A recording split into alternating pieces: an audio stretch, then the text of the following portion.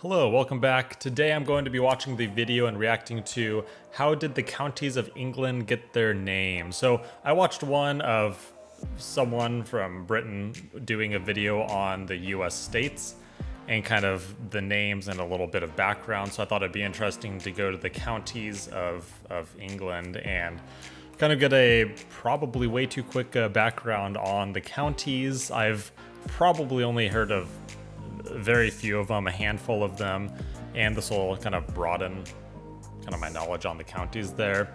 I've been to England, not counting just being in the airport. I've been to England once, and that was in 2018. Didn't go too far around, kind of mainly stayed in London. Then we took a cruise out of Southampton, I believe it was. And if I even said that right. So this video, I quickly looked at the comments, and a lot of people are saying he's not pronouncing, especially the Welsh names, properly at all. Real quick. Yeah, so like county names here. Berkshire is pronounced Berkshire. Also, Derby is pronounced Darby. So other than that, oh yeah, there's a lot of them. There's a lot. It's all about that. So just be prepared for that. And whatever he does make a mistake on, let me know, because the Derby, Darby, Berkshire, or Berkshire, that will kind of help me when I'm reading them and then kind of in the future. So just let me know if there's any additional ones, but let's just jump in. Let's see how they get their names and kind of a background. And I'm sure you could probably add in a lot more to a specific county or this video in general, so please do. I like this stuff. This is right down my alley with, more geography and the history kind of mixed in. So let's see what this is all about. Once again, excuse how he says certain counties' names. And correct him, please. We've explained many times how exactly the nation of the United Kingdom works. It's split over two main land masses, the island of Great Britain and part of the island of Ireland. And across these two land masses, the United Kingdom splits into four smaller nations: England, Scotland, Wales and Northern Ireland. Yes. However, things can of course break down even further as these four home nations split, like many countries, into counties. It's the counties of just one of these nations we will be looking into today, those being the counties of the biggest and most populated home nation of the United Kingdom, my home nation of England. England is made up of 48 counties by some counts anyway, and each seems to have its own cultural identity and image, and their names are perhaps one of England's biggest exports. The names of these counties pop up all over languages, in the names of certain foods like the Cornish pasty and Cumberland sausage, to breeds of dog like the Staffordshire Bull Terrier, and of course these names are used as names in other parts of the world, like the US state of New Hampshire. Even if you aren't from England and have never been here, it's likely many of these names will ring a bell in your brain. These counties also vary from huge expanses of land to just singular cities in their greater areas. So today, let's look into how the counties of England got their names, and hopefully one day in the future we can look into the counties of Scotland, Wales and Northern Ireland too. However, just to make things clear, what counties am I covering exactly? As I said, I aim to tackle 48 counties, but by some counts there are more and less. It's because these county borders differ depending on circumstances and many other things. I'm focusing on the ceremonial counties, which were formalised in 1997, as these are the traditional counties of England most people have heard of. Day to day though, many of these counties are split into smaller patches, like how Devon is the ceremonial county, but in reality it's governed as three counties: Devon, Plymouth and Torbay. It's a minor detail, but I know some of you in the comments will want to point it out. And speaking of Devon, let's start just west of that county, in the deep southwest of England, with Cornwall. This county has a very strong, unique identity, even with their own language, and the name is thought to come from that language, with the name of a tribe that once lived here, the Cornovi. This name is thought to mean horn people, due to Cornwall's horn-like shape. And as mentioned, we have Devon to Cornwall's east, known for its beaches and Dartmoor. The name is too thought to come from the Celtic natives. Is that something like they do have their own language, but pretty much no one really speaks it? Or is it something where you can go to Cornwall and just people are speaking it around there and the signs are in there? It's kind of like a Gaelic in Ireland. It seems like you'll hit a pocket where it's like all Gaelic. So I don't know. It might be like that. The Money, whose name is thought to relate to the deep valleys of Devon. Northeast Deep of valleys? Devon, we have Somerset, a place best known for its cider and the village of Cheddar, which, yes, the cheese is named after. The name sounds like well. the season of summer for a good reason, as it comes from Old English and means the people who live at Somerton, with Somerton being a settlement there. This settlement's name is thought to mean summer settlement, hence why it relates to the season. The city of Bristol and its surrounding That thing is tiny. This must be one of the smallest, if not the smallest county here. Bristol. I feel like I've heard of this, but like he said, a lot of the names are here in the U.S. Of course, they kind of brought a lot of the names over. Bristol. I'm right next to a Bristol. Towns is actually a county unto itself. Bristol is a famous city, known for That's being the cool. birthplace of Blackbeard, Clifton Suspension Bridge, Skins, and Ardman Animation. The name does actually relate to bridges, thought to mean the meeting place by the bridge, in relation to the many bridges across the River Avon. Going back south, however, southeast cool. of Devon, we have Dorset, another seaside county. It's the pebbles of one of its beaches as to where the name is thought to possibly come from. It may be from Brittonic and mean Strange. place with fist-sized pebbles, which are very big pebbles indeed. And it's from here that we run into a word-forming element you're going to be sick of by the end of this video. Shire. From my calculations, Shire. 24 of these 48 county names end with Shire. That's half of them. In fact, sometimes the counties of England are known as the shires of England. Yeah, you guys might hate this, but when I hear Shire, I do think of Lord of the Rings. So the Shire, I mean, it's perfect. But I mean, he was from here anyways, so maybe that's why it's just the Shire. And it's Good a memories word that for him. inspired Tolkien to name the realm of the hobbits the Shire. There This we is an go. old English term and simply means things like province/stewardship/district. So it's no surprise to see it pop up so much. A lot of the time, the part that precedes Shire in these county names relates to a major settlement in that county. So apologies if I get a little repetitive with these. The first Shire we come across is a Wiltshire, the home of Stonehenge. Wiltshire is Wiltshire. named after the town of Wilton in the county, which in turn comes from the River Wylie that goes through the county. Then we have Berkshire, which the internet tells me is known for sheep, which simply means hilly place. And below Berkshire, we have Hampshire, home of the historic cities of Southampton and Portsmouth. And There we go. So this is where I'm pretty sure. Also, wasn't the Titanic here before it left off? Didn't it leave from here? Something along those lines. It was made in Ireland and then it was brought over here and then it kind of departed from here. Is that correct? Probably wrong. In what, 14? No, 1912? April 14th? Sunk at 11:33, something along those lines. I'm right around there, but it's a little off. And the Hamp in Hampshire comes from the Hamp in Southampton, with Hampton popping up Southampton. often in England and means water meadow.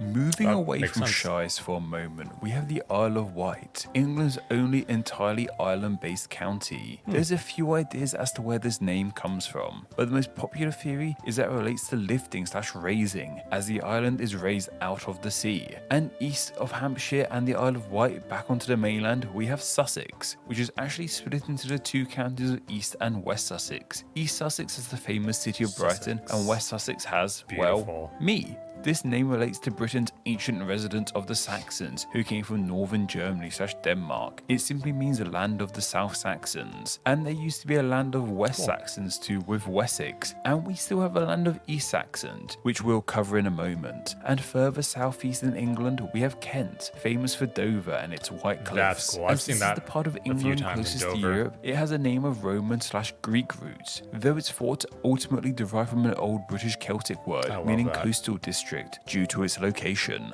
Moving west of Kent, we have Surrey. Potterheads will know this county as the likely home of the fictional Little Whingin, where Harry Potter himself lives. Surrey simply means a southerly district, as it's This is south where of the Harry most Potter famous lives? Doesn't look anything like, I guess maybe it's just not the picture.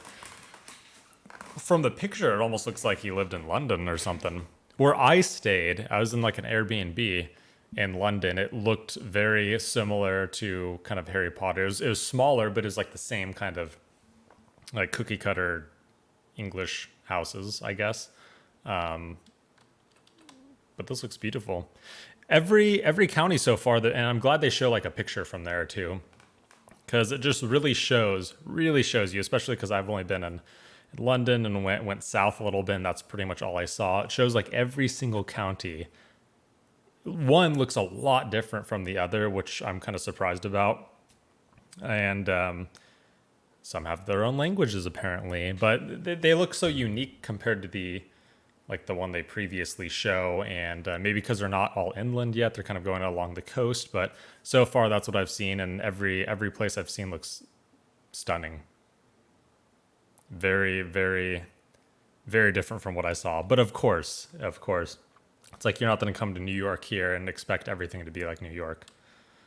New York's one of a kind, just like London. Place in the UK, London. And as for London, it's split into two counties. The City of London is its ancient core, and Greater London and its surrounding boroughs like Croydon in the south and Enfield in the north. We don't know where exactly the name London comes from, but there's a range of ideas from being named after an ancient king called Lud, to it coming from ancient Celtic words meaning wide flowing river in relation to the Thames. As for why one of these counties has a city of attached to it and why the other has Greater attached to it, I'm sure you can figure out. And as mentioned, we have the land of the East Saxons, that is with Essex. UK TV fans will know this county for Gavin and Stacey, and the reality show which states that Essex is in fact the only way. This isn't the case, however, as west of Essex we come back to the shires with Hertfordshire. This county is named after the settlement of Hertford, with this name meaning crossing for deer. A hart is an old name for a stag, and a ford is a part of a river low enough to cross. And as for Buckinghamshire, this too comes from the town of Buckingham.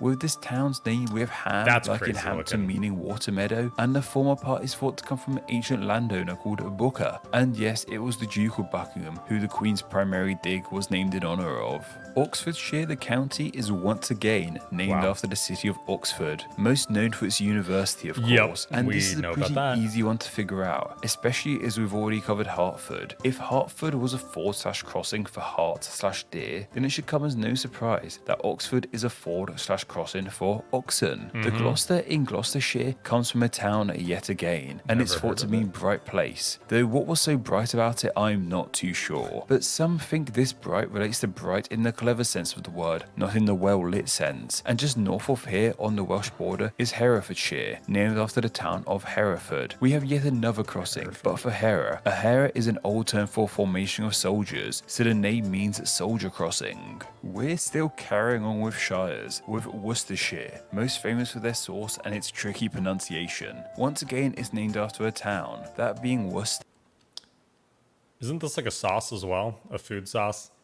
Which is believed to come from a name of a tribe that I can never say properly, so I'm not even going to try it. Warwickshire is too well known for its highly regarded university in the town of Warwick, with Warwick meaning dwelling by the weir, with a weir being a small man-made dam in a river. And then we have Northamptonshire. Once again we have Hampton, which means water meadow. So here we have a northern water meadow, which went on to be the name of a city, which went on to be the name of a county. Bedfordshire is named after the market town of Bedford, which once again relates to a ford crossing, and possibly an old Saxon sheaf of this land called a bidder, not an actual crossing for actual beds, I'm afraid. And Cambridgeshire to its east is named after Cambridge, which is too known for its university. The bridge in Cambridge relates to an actual bridge, that being a bridge over the River Cam. The Cam Bridge. This is an incredibly logical etymology. We can take a brief break from shires luckily with Norfolk and Suffolk. These names simply mean Norfolk and the Southfolk, which are two incredibly simple to understand. And then we have England's smallest county, Rutland. No one actually knows what happens here. The name is thought to possibly mean Rota's land, with Lotta being an old chief in the land. Their name is thought to possibly mean cheerful/bright, which is unexpectedly pleasant. Back to the shires, I'm afraid, however. Seems like this whole middle, all these tiny little counties, which I'm sure they're not tiny, but the smaller ones compared to the other ones are all shires.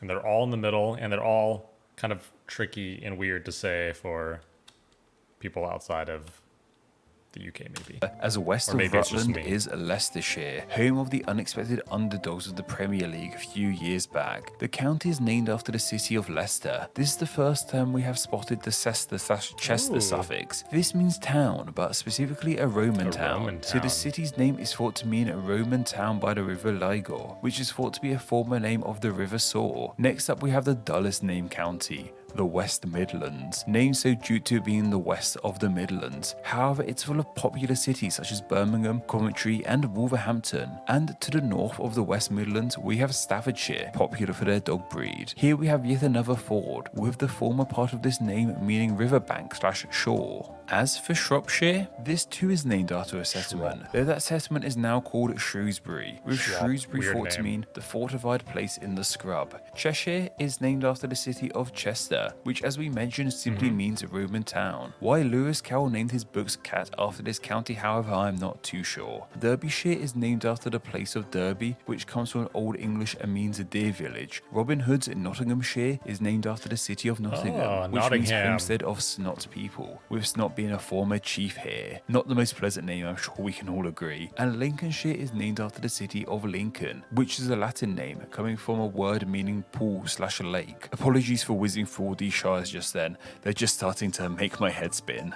Though the biggest shire is of course Yorkshire. That's the York huge. part of this name comes from the city of York and is thought to mean yew tree estate. Yorkshire is so large that it's actually split into 4 counties. 3 of these are simply called North, West and South Yorkshire. Though East Yorkshire is actually called the East Riding of Yorkshire. The other parts of Yorkshire are known as ridings too, but the word isn't present in their official names. Riding is a term of Viking origin and simply means a third part, as historically Yorkshire was split into 3 of these ridings. It makes sense for the word to be of Viking roots, as Yorkshire really was the hub of the Viking conquest of Britain. Next, that's cool. That's what I love about, I feel like we're talking about England here, just like, the UK in general, where just throughout, thousands of years, the Vikings will invade and do conquest, the Germans will come up, and everyone's just kind of moving about, invading each other, and over, the thousands of years, you just have this mix of people and these names that kind of stick around and become these counties. And I love that. Makes it way more interesting, and I feel like it influences the names of the people, the cities, the counties, stuff like that. And maybe that's where possibly where the accents kind of come out, because there's a lot of different, I feel like, accents within and around the UK. Next up, we have the county of Greater Manchester, which contains perhaps the second most well-known city in England outside of London, Manchester. The greater part relates to the wider area, but Manchester itself is actually thought to mean breast-like hill, due to the shape of hills in the area. I feel like more people should be talking about this. West of Greater Manchester, we have Merseyside, which contains another famous English city, Liverpool, home of the Beatles, of course. The county's name comes from the River Mersey, with the name Mersey meaning boundary river, maybe because it's so close to the Welsh border. And we have one final shire, Lancashire, which is named after the city of Lancaster, which means Roman town on the River Lune. Continuing up north, we have Cumbria, the northwesternmost point of England, and we actually have an entire video about this name somewhere on the channel. Really? This is actually a Celtic name and means land of the Cymry, the people who live there. This relates closely to the Welsh name for Wales, Cymru, as they are both Brittonic words meaning fellow countrymen. East of Cumbria, we have County Durham. This is named after the town of Durham in the county. And then once again, look at this. It just,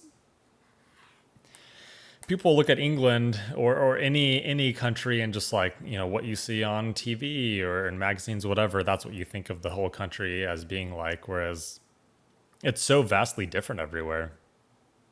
Maybe not vastly, but it's definitely different. It has a different feel and maybe a little bit of culture, and the buildings are different, and the Romans have been here, the Vikings were here, the Germans were here. So it's just that mix of culture throughout all that time, I feel like makes England especially a very unique, fun place. You could go there and probably live there for years and just travel around and see just all sorts of different stuff, all different. Name simply means a city on a hill, as it is well a city on a hill. And above Durham is the county of Tyne and Wear, which contains most noticeably the wonderful city of Newcastle upon Tyne. This county is simply named after the 2 rivers that run through it, the Tyne and the Wear. And finally, we reach England's northernmost point, Northumberland. This name is pretty darn simple, especially once you know there's a river called the Humber nearby. why. This name simply means the place north of the River Humber.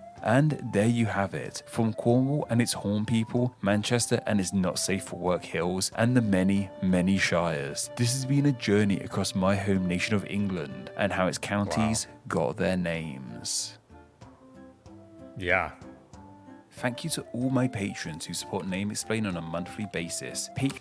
That's really cool. That was a good video. I like that a lot. I mean, sure, he doesn't pronounce, that's probably where this tiny little blip of thumbs down happened, but that was good. That was actually really good. That's really right down my alley. Yeah, other than people complaining about how he pronounced multiple names, which I definitely understand, especially like people said, you know, he's from there. He should maybe have just kind of know a little more how to pronounce them, but maybe it's tricky. So is it tricky for you guys? Like, do you, every once in a while, is there a word that you just like pronounce incorrectly just because you don't really talk about it much and it's just not well known? I don't know.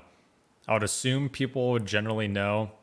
That would have been, I mean, you guys would probably all hate me, but just read the list off of counties in England and me going at it without this knowledge, even though I'd probably do it after this. What was it? There's 48, I think he said, counties.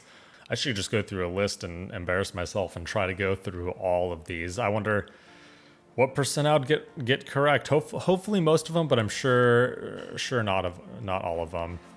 There's like even like what is it? The river, you guys pronounce it like Thames, like Thames, but it's spelled like Thames or something like that. Thames. I don't know. It's let's see, river Thames. See, it looks like Thames, but you say Thames. So that was kind of funny when I was in London in the Airbnb. We kept calling it, you know, it wasn't accurate, but I mean, we're foreigners, we got to learn, and we did learn. And the guy came in that owned the Airbnb, and we chatted with him for a good while. And he was saying all these names, and we just kept looking at each other like, oh, we said that incorrectly. So this was one of them, how we were saying it just slightly off. We were too, I guess, literal with how we read it, but yeah, this was good overall, and I'm sure you're from all different counties around here.